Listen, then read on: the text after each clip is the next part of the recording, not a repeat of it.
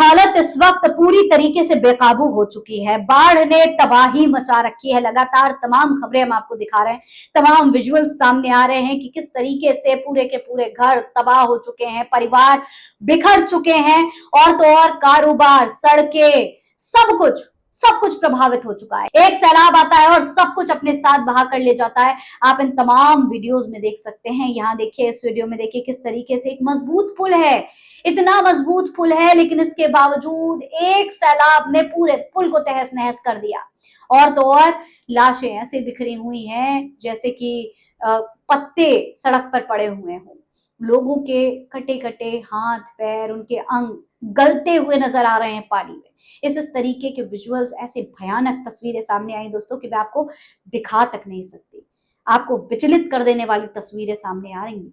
और दोस्तों, इन सब के बीच एक और बहुत बड़ी अपडेट सामने आई है, बहुत हैरान कर देने वाली भारत को लेकर अपडेट सामने आई है। खबर के मुताबिक भारत के 288 लोग नेपाल में लापता बताए जा रहे हैं। 288 लोग।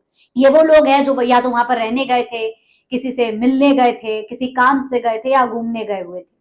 उनको अभी लापता बताया जा रहा है। रेस्क्यू ऑपरेशन चल रहा है, ढूंढने की कोशिश करी जा रही है, लेकिन अभी तक ये लोग मिले नहीं हैं। ये देखिए, मौजूदा अपडेट्स के मुताबिक नेपाल में आए सैलाब ने पूरी तरीके से तबाही मचा दी है।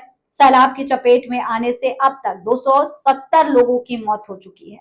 वहीं 1000 से ज्यादा लोग अभी भी लापता बताए जा रहे हैं। नेपाल पुलिस के मुताबिक अब तक बरामद शवों में चितवन से 108, नवलपरासी पूर्व से 62, धानिंग से 27, गोरखा से 20, रसुवा से 17, नवलपरासी पश्चिम से 15, नुवाकोट से 12 और तनहुन से 9 शव बरामद किए गए हैं।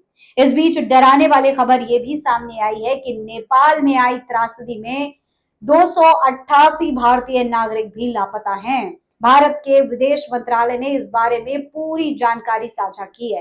ये देखिए, भारत के विदेश मंत्रालय के प्रवक्ता हैं ये रणधीर जायसवाल। ये क्या कुछ बता रहे हैं इस पूरे मामले पर, आप भी सुन सकते हैं। तो दोस्तों, इन्होंने बताया कि प्रधानमंत्री नरेंद्र मोदी ने कल नेपाल के प्रधानमंत्री से बात भी की है और कहा है कि वो इस वक्त पूरा भारत नेपाल के साथ में खड़ा है।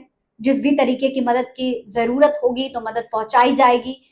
और ये भी बताया गया है कि 24x7 कंट्रोल रूम बनाया गया है जो लगातार आपके लिए और तमाम जो भारतीय वहां पर फंसे हुए हैं उनके लिए उपलब्ध है।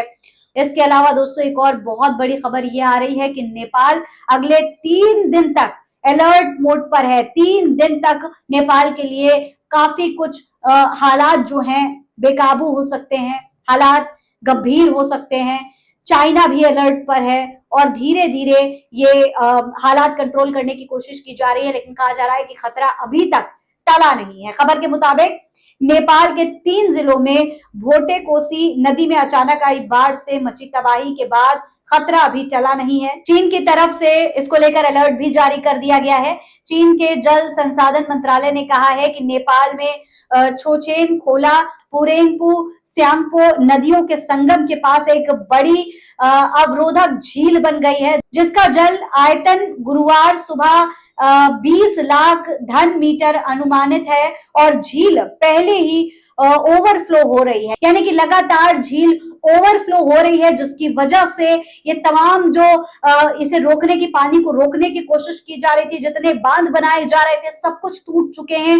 और लगातार ये झील जो है, इसका बहाव जो है वो शहर की तरफ बढ़ता चला जा रहा है। अगले 3 दिनों में 30 लाख टन मीटर अतिरिक्त पानी के झील में आने की उम्मीद है, जिससे इसके टूटने का उच्च जोखिम है। इस तरीके की तमाम खबरें सामने आ रही हैं। बताया जा रहा है कि राहत की प्रक्रिया लगातार जारी है। आपदा में मदद का हाथ भी लगातार बढ़ाया जा रहा है। देश के तमाम लोग जो हैं वो किसी तरीके से मदद पहुंचाने की कोशिश कर रहे हैं। जो सुरक्षित जगह हैं वहां से मदद पहुंचाई जा रही है। इसके अलावा अलग अलग देशों से, दुनिया भर से नेपाल के लिए मदद पहुंचाई जा रही है। चीन और भारत की तरफ से लगातार तमाम रेस्क्यू ऑपरेशंस चलाए जा रहे हैं, हेलीकॉप्टर्स पहुंचाए जा रहे हैं, खाना भेजा जा रहा है। राहत सामग्री भेजी जा रही है, लेकिन ये कहा जा रहा है कि अगले 3 दिन बेहद गंभीर है। अगले 3 दिन में अगर हालात कंट्रोल नहीं हुए तो नेपाल के लिए खतरा जो है वो और भी ज्यादा बढ़ सकता है। हालांकि आपको बता दूं कि इस वक्त भारत की जो प्राथमिकता है, भारत सरकार की जो प्राथमिकता है वो ये है कि किस तरीके से नेपाल में फंसे हुए भारतीयों को भारत वापस लाया जाए। जैसे कि मैंने आपको बताया 288 भारतीय इस वक्त नेपाल में फंसे हुए बताए जा रहे हैं, जिनमें से 21 भारतीयों को रेस्क्यू करने की बात भी सामने आई है। यानी कि 21 भारतीयों को रेस्क्यू कर लिया गया है और अभी भी बड़ी संख्या में भारतीय नेपाल में फंसे हुए हैं। उन्हें ढूंढने की कोशिश की जा रही है, उनके लिए रेस्क्यू ऑपरेशन चलाए जा रहे हैं और जैसे ही उनको ढूंढा जाएगा तो भारत की सबसे पहली प्राथमिकता यह है कि किसी तरीके से उन्हें बचा करके देश में सुरक्षित वापस लाया जाए। हालांकि इन सब के बीच नेपाल के लिए पूरी दुनिया में इस वक्त दुआएं हो रही हैं। हर कोई दुआ कर रहा है कि नेपाल इस त्रासदी से किसी तरीके से बच जाए, किसी तरीके से नेपाल पर ये जो संकट आया है वो खत्म हो जाए। नेपाल के लिए इस वक्त लगातार राहत भेजी जा रही है और हर कोई अपने स्तर पर मदद करने की कोशिश कर रहा है। इस पूरे मामले पर आप क्या कहेंगे, कमेंट बॉक्स में लिखकर हमें जरूर बताएं। जय हिंद, जय भारत।